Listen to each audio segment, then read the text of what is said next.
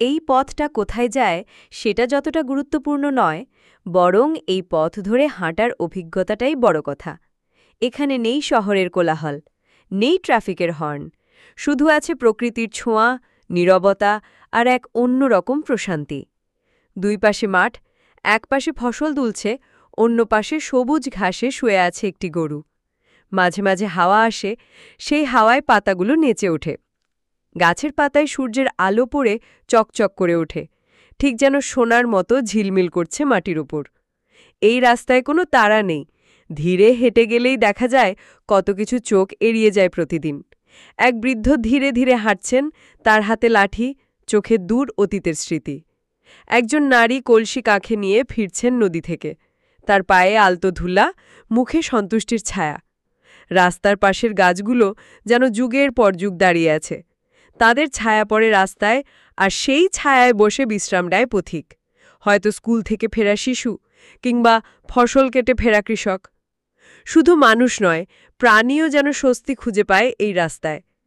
একটি ছাগল রাস্তার ধারে ঘাস খাচ্ছে, পেছনে ছোট ছানাটি হাঁটছে তার পেছন পেছন। গাছে বসে আছে একটা পাখি, ডেকে উঠছে বারবার, যেন আপন করে নিচ্ছে এই পরিবেশকে। হঠাৎ দেখা যায় ছোট একটি চা দোকান, বাঁশের বেঞ্চে বসে কয়েকজন মানুষ গল্প করছেন। কেউ বলছে গ্রামের খবর, কেউ খেলাধুলার আলোচনা করছে, কেউ বসে আছে চুপচাপ। এই নীরব মুহূর্তগুলোতেই যেন জীবন গড়ে ওঠে।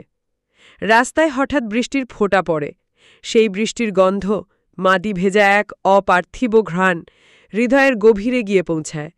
গাছের পাতা ধুয়ে যায়, বাতাস ঠান্ডা হয়ে যায়, রাস্তাটাও ঝকঝকে পরিষ্কার হয়ে ওঠে। এই রাস্তা শুধুই যাতায়াতের নয়, এটা জীবনের অংশ। কেউ এখানে প্রথম প্রেমে পড়েছে, কেউ কারো অপেক্ষায় দাঁড়িয়ে থেকেছে, কেউ আবার এখানেই শেষবারের মতো পেছনে ফিরে তাকিয়েছে। এই রাস্তা অনুভব শেখায়, শেখায় থেমে যেতে, চোখ মেলতে আর নিঃশব্দে ভালোবাসতে।